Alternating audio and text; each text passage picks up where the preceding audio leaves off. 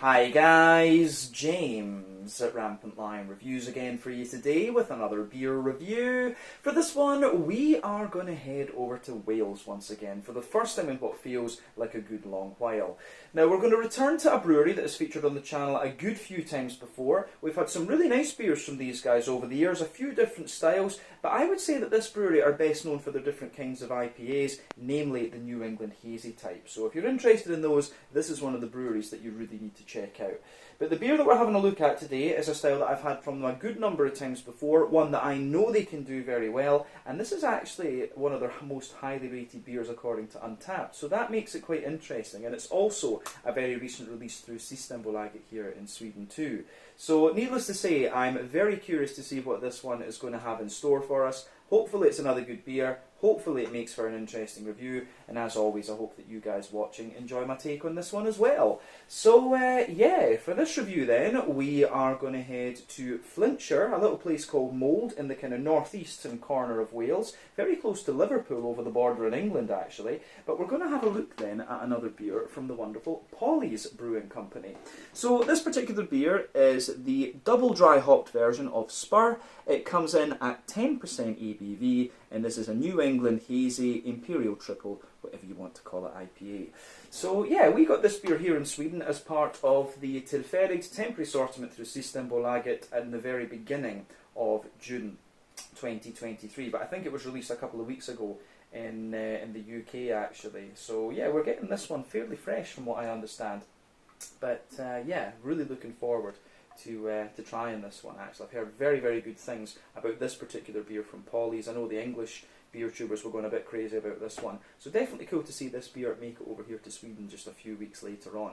So yeah, let's crack on with this one then and see what it's going to have in store for us. As always with my reviews though, I'll tell you a little bit about the brewery before we taste the beer. If you want to get straight to the tasting though, just fast forward. All the usual links can be found in the video description below. That's the brewery website, the link to my other reviews that I've done from Polly's Brewing Company before, and we will no doubt add more to that list in the near future. But there's all the usual social media down there. If you want to see more reviews, do please consider subscribing to the channel. The support that you give is massively appreciated, and remember you can go into the channel homepage and search for beer using the geography tagging system. So just go in there, use the little search bar, put your hometown, state, county, whatever you like in there. If I've reviewed beers from the area that you search for, they will pop up. Failing that though, you can check out the playlist of beers from different countries. You'll find this one in the Welsh playlist along with a number of other things, and that's been added to whenever I get the opportunity, but not too often I have to add. I do wish we could change that, but yeah, you can also check out the playlist of beers from other countries as well. But yeah, let's go on to my brewery notes then, and I'll tell you a little bit about Polly's Brewing Company. So, Polly's Brewing Company, as I've mentioned to you already, are based in Mold in Flintshire in the northern part of Wales, and the company is run by three friends. This is Aaron Fellows, Sean Weldon and Scott Nixon, and the company was founded in early 2018, originally under the name Loca Polly. So Sean had a brewery previously that was called Black Book Brewing, and he ran this for about 18 months, but he realised he couldn't brew the types of beers that he wanted to brew for cask conditioning. So he decided to dissolve Black Book Brewing completely and rebrand his brewery as Loca Polly. And the idea for the name Loca Polly came in two parts. So Loca was from his brother James's graphic design project that was called Loca Island, and then Polly comes from the horse who used to live in the barn where the brewery is based. But Aaron had been running a restaurant and bar and became known as the beer guy in there, and he used to buy Sean's beer while he worked at a local wine and tapas bar. But he was approached later by Sean to come in as the head of sales, and he deals with a lot of the business side of things at the brewery as well, whereas Sean concentrates on the brewing. But Scott joined the brewery a little bit later in August of 2018, having been a long-term friend, and he's also involved with the brewing operations as well. But over the following years they continued to build up their sales and build up their reputation. They became quite popular very quickly actually after they released their first IPAs in cans, but in early 2019 they received a cease and desist letter from Loca, a Swedish soft drinks company who are part of Spendrup's brewery, quite a big company here in Sweden, and so they decided to change the name of the brewery to Polly's Brewing Company. But at the moment they're focusing mainly on producing IPAs and pale ales, but they have been doing other styles of beer quite sporadically. I mean, they've released a few imperial stouts, they've done a few kind of fruity sours and things like that, and I don't know if they've done any lagers really yet actually. I would need to ask the English guys about that. But yeah, Polly's, as I said, really made their name when it came to the kind of New England hazy IPAs, and they're probably the best known Welsh craft brewery these days, other than like Tiny Rebel, I would say. But as of June 2023, when I'm filming this review for you, these guys have produced just under 600 different kinds of beer according to Untappd, and yeah, they are quite easy to find back home in Scotland.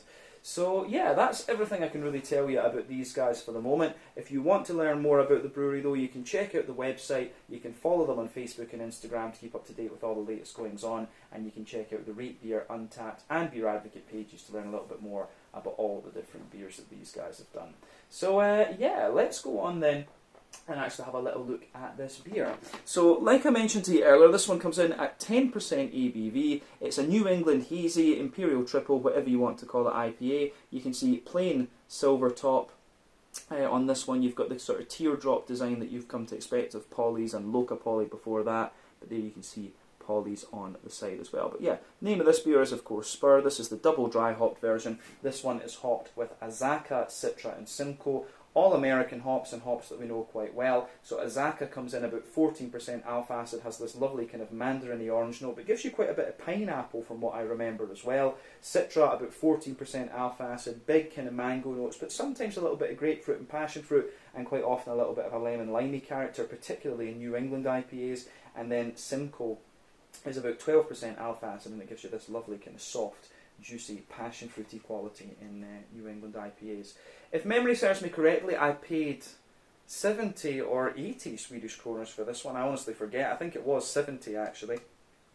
So that translates to roughly about €7 for the can, £6.50 sterling maybe £6 sterling. I forget the exchange rate today, and probably in the region of like $8 American, something like that. But yeah, 440 milliliter can. As I said, this one should be very nice. A triple IPA at 10% ABV. This is the strongest IPA, incidentally, that I've had from these guys, and my first triple IPA in quite a wee while. But yeah, let's get this guy out into the glass and see what it's all about. Very curious about this one. Ooh. This does look very, very nice, I have to say. So we've got maybe about 3/4 of the beer out and into the glass for the moment. But let's have a wee look at this one. So as you can see, it's poured pretty much as you would expect of a New England IPA of any description, to be honest. So we can see that the head on this one is poured to be somewhere between a 1/3 and a 1/2 finger of a frothy, perfect white head. That is fading away in the middle of the glass though, to just be a very thin foamy layer, and you're going to get the nice ring just around the edge of the glass. But you can see some kind of medium sized bubbles there toward the surface, but kind of foamier ones just coming out above that. But yeah, in terms of the appearance of this beer, like I say, it is pretty much as you would expect from a New England IPA. So this one reminds me a little bit of a kind of mixed pineapple mango juice colour. I always like comparing the appearance of these New England IPAs to different fruit juices, because that's just what they remind me of. But remember, the colour of your beer depends on a few things. 1, the type of malts that you use. This goes a long way to determining your EBC rating. 2, length of your wort boil is going to play a role, because the longer you boil the wort, the more the sugars caramelise, and so that you get a darker colour of beer. But any barrel aging you do or adjuncts you put in can affect the colour too. But with IPAs of pretty much any description other than fruit IPAs, you don't often have to care about those latter two variables. But yeah, in terms of the level of haziness in this one, if we shine the light through it, it's not the soupiest and gloopiest of triple IPAs that I've come across, but it's certainly getting up there on that kind of soupy and gloopy spectrum. So remember, the level of haze in these beers depends on your oak content, wheat content, and to a degree what yeast you use. It can vary from brewery to brewery and recipe to recipe. There's not really a rule about, you know, the further up the alcohol scale you go, the hazier the beer should be, just because it's got more malt and wheat and things like that in it. But yeah, this one looks pretty good. Not too much in the way of visible carbonation, just 1 or 2 bubbles at the bottom of the glass, and you can see 1 or 2 little ones just going up toward the surface of the beer. The surface of the beer is the right word there. I don't know why I doubted myself. But yeah, looks the part of a New England IPA of pretty much any description. So let's have a wee look at this one then and just see what it's all about. I'm very, very curious about this beer then. Let's have a wee look at the aroma. Oh yeah, aroma-wise, this is pretty damn nice, I have to say. When I opened up the can, I got a nice whiff of like a lovely kind of soft, juicy, fruity sort of thing. But when you actually go into the beer, it has more of that, but you get a lot more of the malty character out of this one as well. And there's a nice big floral component in there too. So one of the things I've always said about New England IPAs of pretty much any description is that these beers, you have to think, for me, at least in the malty and yeasty side of things, you need to think about 6 elements to see what way this beer is going to lean. So you've got the kind of farmhousey and yeasty type character, the rye leaning grainy side of things. Those are a little bit more prominent in American brewed New England IPAs, the more old school ones such as Alchemist. But then you've got the wheaty bitiness, the oaty creaminess, the barley malt bread, and also to a degree the sweetness as well. So yeah, these are things to think about with this particular style actually. So for me, this one is quite interesting. I'm getting quite a little bit of wheat out of this one initially, but there's a good little bit of barley malt in there as well, but more wheat I would say. And the oats take a bit of a... The oats are there, but they take a little bit of a back seat. I would say to the wheat. For me, this is a more wheaty leaning IPA, this one. So I'm curious to see how that's going to play out in the flavour, because quite often the bigger New England IPAs like this tend to have a little bit of sweetness in them just to kind of smoothen the malt base out. I remember when this style first appeared here in Europe that a lot, you really had to use a little bit of caramel or something in these beers when you went above 8% just to hide the alcohol. But yeah, they've played around with it a lot and done many things within this style category now. So that's not such a big issue as it was back in the day. Either that or I've just kind of gotten used to it. Could be either. But yeah, aroma-wise, this is very nice. So let's try and break it down for you and just describe it a wee bit more in depth. So the backbone of the beer for me, you've got a nice little bit of a sort of fresh, white bready bread crust coming out of this one. That is the backbone of the beer. There's a little tiny touch of woodiness in this one, but not a lot. There's little hints of like Jacob's cream cracker to the beer too, but mainly it's a bread crust. It's mainly fresh white bread crust, almost as if it's come straight fresh out of the bakery. It's got a little bit of that kind of floury note to it. But yeah, a little bit of Jacob's cream cracker. And then above that, you've got a lovely fluffy white bready note coming out of this one, and you can smell that really nicely. Like I said, there's a good little bit of wheaty character in the malt base here. At the back of the nose, you certainly get a little touch of that wheaty bitiness to this one. But then you can also smell in the middle of the nose that it's kind of smoothing the beer out actually. So yeah, the way that this beer goes together is very nice. So on top of the wheaty character, you've certainly got a really lovely, you've got a lovely kind of smooth oaty note out of this one. And the oats are quite interesting. So as I've always said in my reviews before, oats are always a very good indicator, or usually are a very good indicator of how fresh your New England IPA is. Essentially, the creamier the oats smell and taste, the fresher your New England IPA is, the older the beer is, the slightly drier they're going to be. You're starting to get a little bit of dryness out of this one, but it does still smell very creamy. It says on the bottom of the can that this is best before the 25th of the 1st, 2024. I'm not sure if they would have put a year on the can of this one or something like that, but I'm hoping it wasn't canned back in at the end of January, you know, because that would mean that it's not all that fresh, and that would be kind of annoying. This is one of the things you have to be careful of with Systembolaget here in Sweden. Quite a number of the importers buy their beers really early and then struggle to get them in to Systembolaget, so you do have to be careful about the freshness here. You don't get this problem over in Copenhagen, of course, because they've got a free market. But yeah, the oaty notes that you get out of this beer, though, you can smell there is a little bit of creaminess there. You have got a wee bit of dryness coming out of this one, though. And then the dryness kind of gives you a little bit more of that kind of bread crusty character in the base of the beer, too. The interesting thing about this beer for me is that it doesn't have too much in the way of sweetness. Because for a big 10%er, you would quite often expect a little bit of like Werther's Original butter candy, or maybe even a little bit straight up caramel and biscuit and stuff. But there's really not much in the way of sweetness coming out of this beer, which I find really interesting. Yeah. So aroma-wise, this is...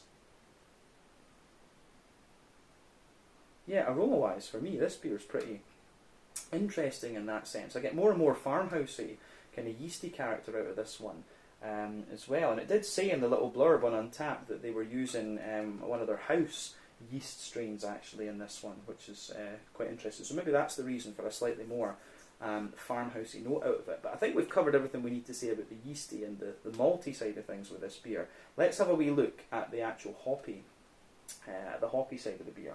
So, for me, the green component of this one, as you would expect from the New England style, it's got a lot of kind of bright floral aromaticity to it. There's a good little bit of zesty, grassy character in this one, which I think is most likely to come from the Citra out of the 3 hops in this, but there's not really much in the way of an earthy or herbal component to this one. But what you have to remember is that with IPAs there are 3 different types of hoppings you can do, and let's use a 90-minute wort boil as our model for this. So in the first hour of the wort boil you have what's called early addition hopping. That gives you mainly bitterness and it gives you a very deep dank aroma.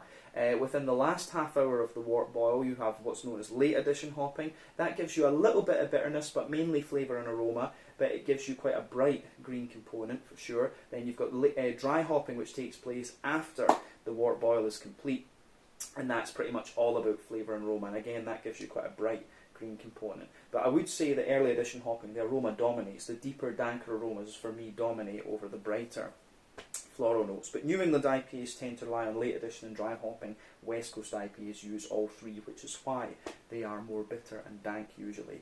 But yeah, with this one, as I say, you've got that nice kind of bright floral aromaticity. Your nose adjusts to it a little bit and it becomes a wee bit more oily over time. But then yeah, you've got that kind of bright, grassy zestiness coming out of this one. So yeah, the way that this beer goes together, I think, is really, really nice in that particular sense. So, yeah, good stuff.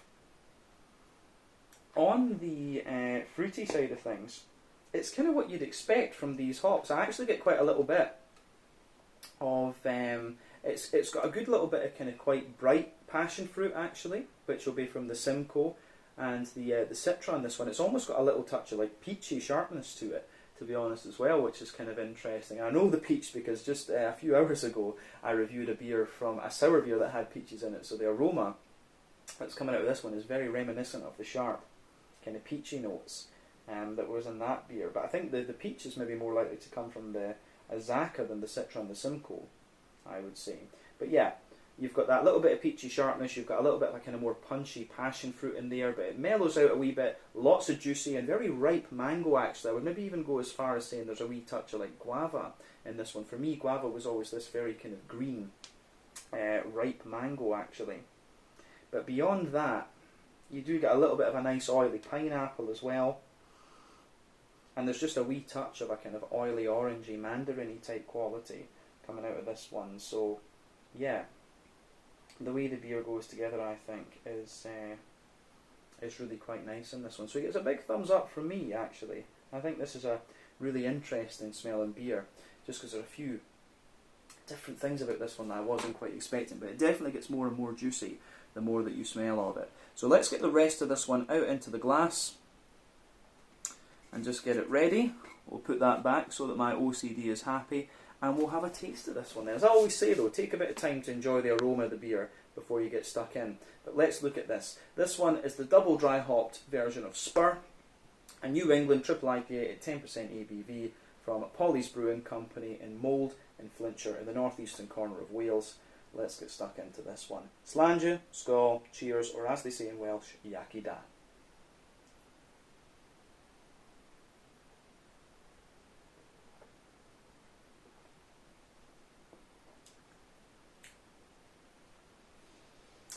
That's pretty damn good.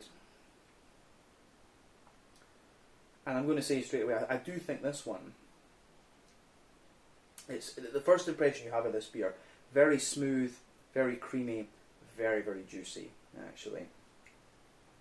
This is a lovely, lovely beer. I'll say straight away with this one, I can see exactly why this one had such a high rating on Untappd. This is just really well done, and you know, Polly's have a reputation, and based on my experiences with them, it's for a reason. So yeah.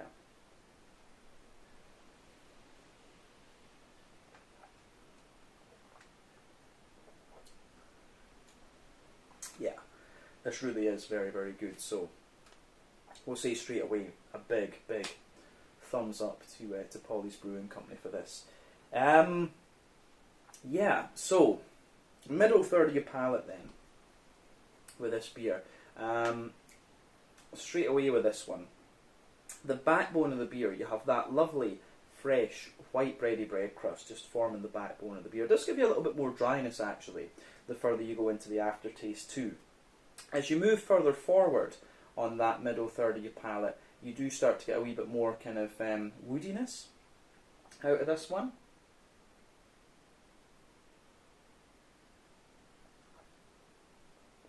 But the woodiness is quite minimal, I would say, and you get a little touch of Jacob's cream cracker, like just a little smattering of it, but not a lot at all. Above that, you start to get the lovely bready notes out of this one. So I would go as far as saying there's maybe a little tiny hint, there's maybe a little tiny layer of like a sweet wholemeal brown bread coming out of this one, just a little bit that's got that little bit of kind of bready sweetness there. Then you get a thicker layer of like a fluffy white bread, absolutely, and then above that you can feel the layer of wheat just kind of densifying out the bready character in the beer. And the wheat actually has a little bit of bitiness in the middle third of your palate too, which is really interesting.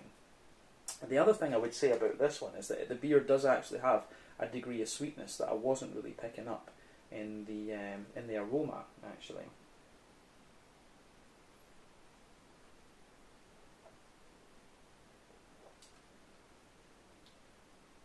So yeah, this is really nice. As I said, it really is very, very nice. You get more and more of the kind of bread crusty and crackery notes pushing their way up through everything else the further into the aftertaste that you go. So yeah, I really like that.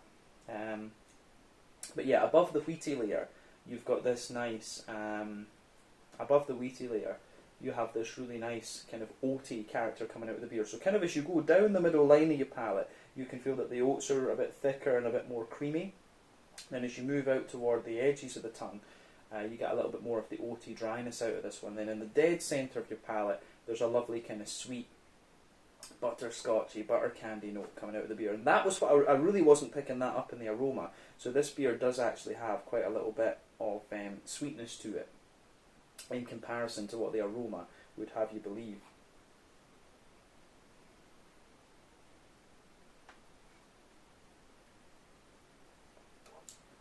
So yeah, the way that that goes together, I think, is really very, very nice.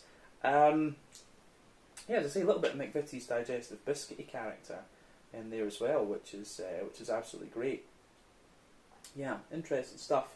So on the on top of that, you do have further back in the palate, you do get a little bit of McVitie's digestive biscuit kind of lingers there, and you get the sweetness. I don't know if in the dead centre I'd say it's straight up sweet caramel, but yeah, more Werther's original butter candy butterscotch. But I think everything we've said there covers the middle third of the palate quite nicely. So let's have a wee look at the back third of the palate then and see what it's all about. So the border region between middle and back third of your palate, again you get a little bit of a sort of bready build up in there, which is nice. So nice little mix of white and brown bread, of course. Then the base of that back third of the palate has a nice little bit of sort of fresh white bready bread crust. And the bread crust has a little bit more dryness there. As I've always said, more dry and bitter flavours come out further back on the palate, the sweeter flavours come out further forward.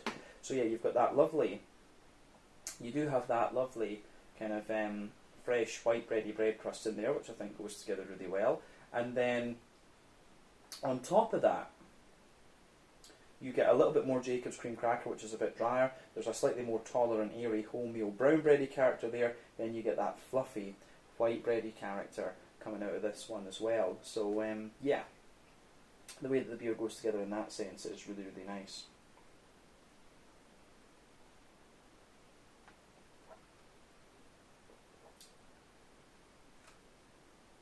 So yeah, I think as I say, you've got the bread crust in there, the Jacob's cream cracker, the wholemeal brown bread, and then the fluffy white bread above that. And those two layers are a little bit lighter and more airy. You always get this on the back third of the palate, that you get the similar flavours, but they just come out in different intensities. But above that white bread, you can feel the kind of bitiness of the wheat just creeping over the top there, and that lingers into the aftertaste as well. So a little bit of bitey wheat just topping off everything there. Above all of that, though, you'll start to get a little bit of the yeasty character coming out of this one. So it's a sort of nice farmhousey, yeasty type character that's in there. So yeah, that lovely sort of farmhousey, yeasty character.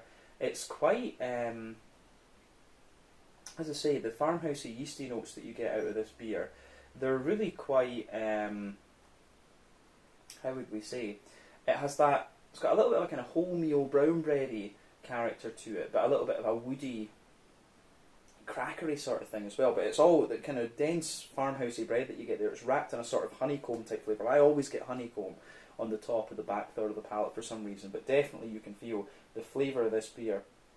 On the back third of your palate, the flavour is definitely taller, and as you come further forward into the middle third of your palate, it just kind of squashes down and condenses together that little bit more. So yeah, nice stuff, I have to say. I think that covers the malty and yeasty side of this beer, and you do get a little bit more dryness out of this one the further into the aftertaste you go, like I said. But let's focus on the hoppy side of the beer then. Back corners of the palate, you've got a nice little bit of earthiness in there. As you move further forward, it very quickly gives you a little touch of like dankness. I do get a little bit of pine needle out of this one in there, but it's quite minimal. But as you move further and further forward, it gives you a lot more kind of floral aromaticity, which is great.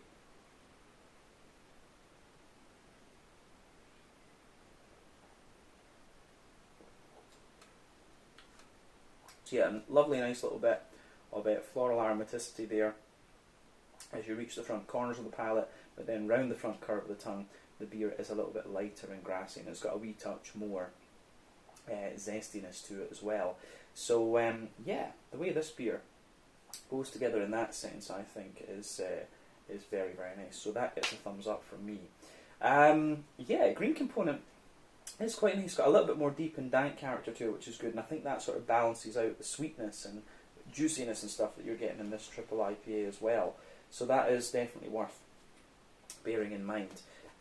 On the fruity, juicy side of things then, let's have a wee look at that front third of your palate. So the border region between front third and middle third of your palate, you get a nice little bit of a bready build-up, and there's a little bit of sweet brown bread in the base and a bit of a brighter white bready character above that, but then the base of that front third of your palate, you've got the nice kind of bread crusty note in there again, a bit of Jacob's cream cracker, then a mix of nice smooth bready notes coming out of the beer. So yeah, I think that does go together really nicely. But above that, you've got that lovely big kind of juicy fruity character too.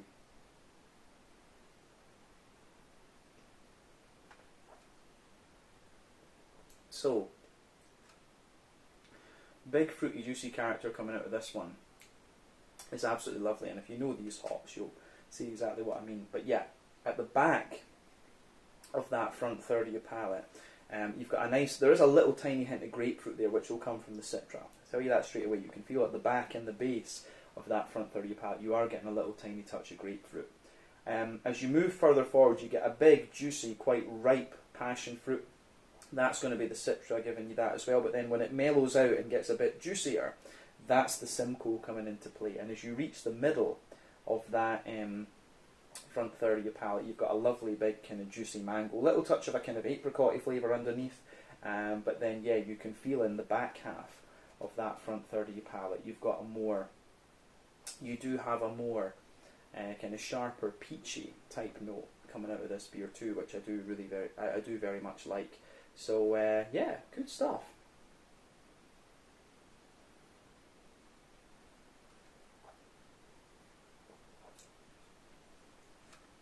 So yeah, the way this beer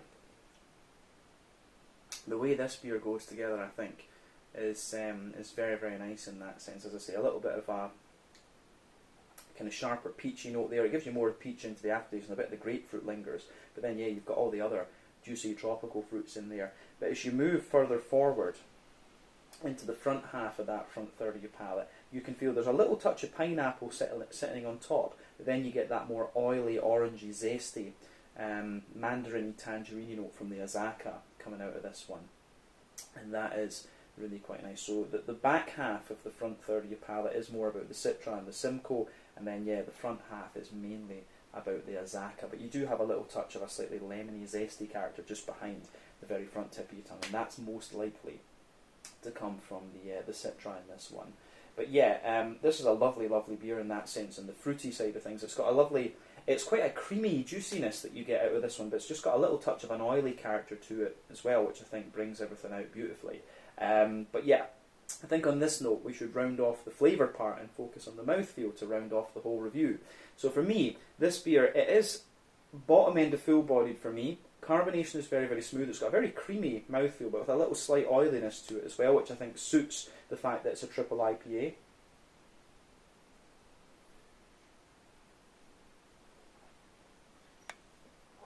So yeah, that really does suit the way that the fruity, the hoppy character, or the mouthfeel of this one goes together. I think is very, it really does suit the way that the beer just is, if you like. It suits the style and so on. But then yeah, above the beyond that, I would say in terms of IBUs, I think this one's maybe about 40 or 50 IBUs. It feels you do get a little bit more bitterness out of this one, and as I say, there's a little bit of that pine resiny character there. When it comes to IPAs, you do the heavier IPAs, you do want a little bit more kind of depth and dankness to the heavier ones, just to balance out the sweetness. So I would say this one's maybe got 40, maybe 50 IBUs at a push. Doesn't feel bitter to me, of course, but always take my IBU counts with a pinch of salt. This is my weakest point of beer reviewing. But the malt base, as we said, has a little bit of grainy dryness to it.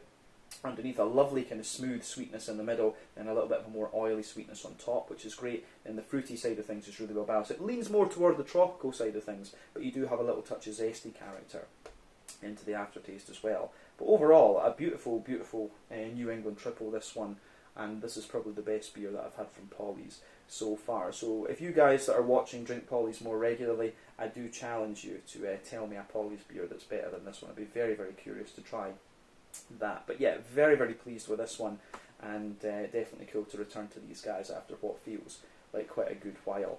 So yeah, let's leave it there for this one. This was the double dry hopped version of Spur, a New England triple IPA at 10% ABV from Polly's Brewing Company in Mold, Flintshire, in the very northeast of Wales. So once again, thank you for watching my beer reviews. Until the next time, please like, subscribe, share, pardon me, all the usual YouTube stuff. Let me know your own thoughts on this beer in the comment section below. Let me know what your favourite beers are from Polly's, like I said, and do tell me if there is one that's better than this. I'd be very curious about that. But yeah, this has been really cool to review. So thank you again for watching. Check out my social media, check out theirs, and I'll see you guys in the next review. Slàinte, skål, cheers, and Yakida.